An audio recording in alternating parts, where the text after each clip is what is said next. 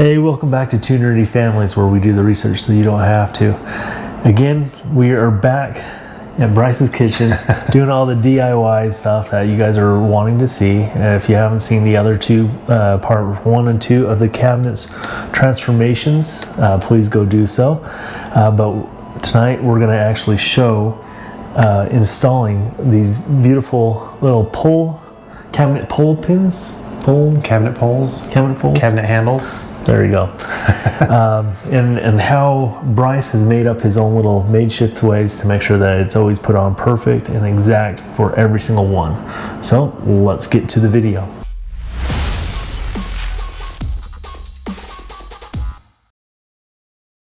So as promised in our previous videos, we're going to be looking at installing these cabinet poles, and these are just kind of like a brushed nickel that we decided to go with. And what you probably need, at least to do it this way, there's probably 100 different ways that you can set this up. You can use jigs, which we may actually show you in another video, where you can get a jig at Home Depot or on Amazon, and that would be nice and quick and easy.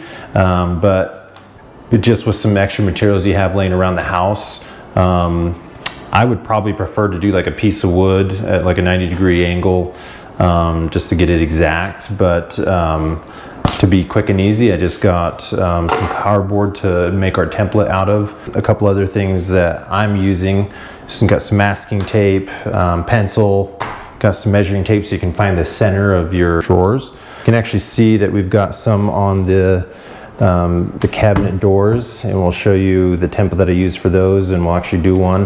What I haven't done yet are these drawers, and I think what we'll do, there's a couple ways you could do these, because you're probably on this type of a cabinet where it's not very deep. You want to just center that one, and then you can actually center all of these, and as they get deeper it would just be a little bit further down.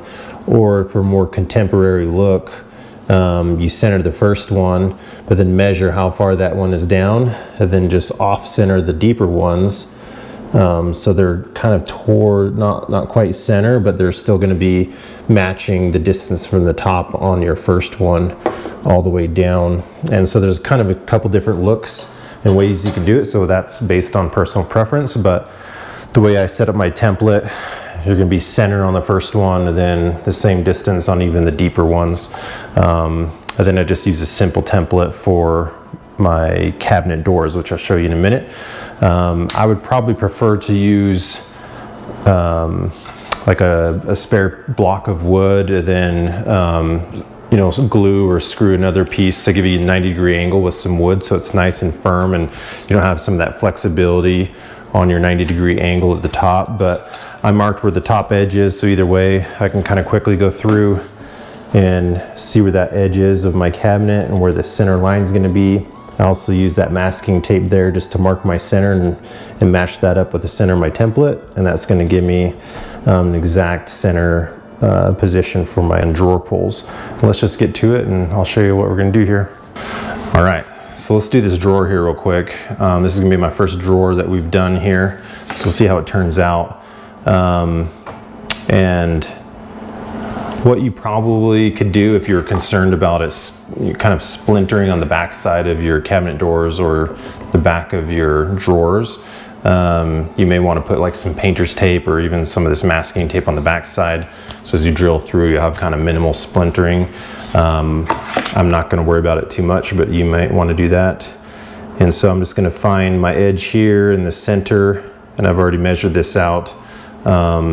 And also on, you know, there's a couple different ways you can find where the holes are. Some of your cabinet poles might come with a template, so you can know exactly where to drill your holes. Then I'm just going to come in here and slowly drill.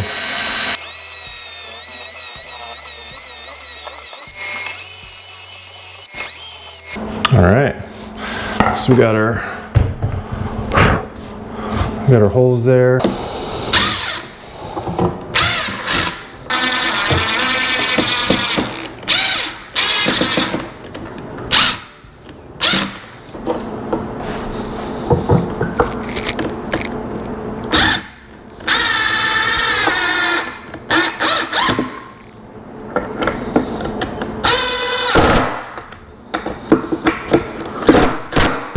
so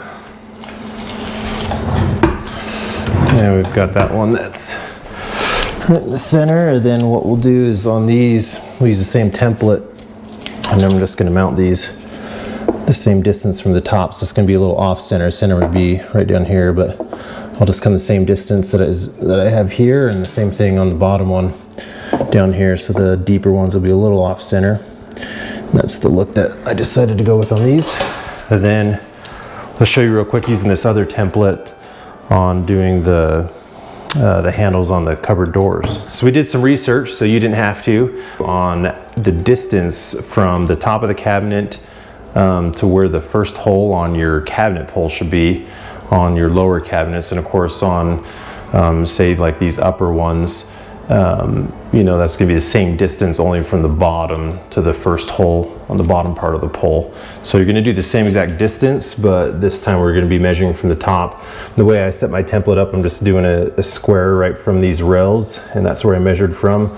You know, you'll see other ideas where people will just make an L-shaped bracket, or they'll measure all the way from, you know, this edge, or a lot of the jigs they'll measure from actually the top of your cabinet. But for me, I just, you know, use a simple piece of cardboard, measuring right from this top rail and 3 inches from there to my first hole. So average is about 2.5 to 3.5 inches, you know, for that first hole. And so you'll see like on the shorter ones where it's only 2.5, like you might be mounted a little bit closer to the edge like that, but I went 3 inches, so it's just a little bit further down. And you know, if you're not sure, you could even use like some putty on the back and kind of just mount it there temporarily, and step back and look at it and see what look you like better. I'm just gonna quickly drill these holes and show you what this will look like.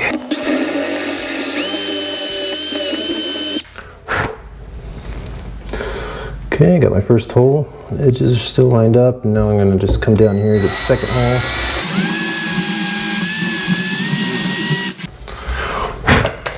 Okay.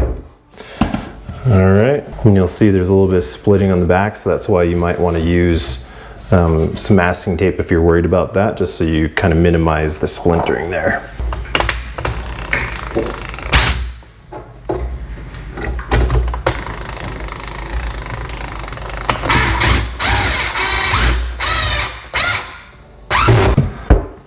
All right, so there you have it.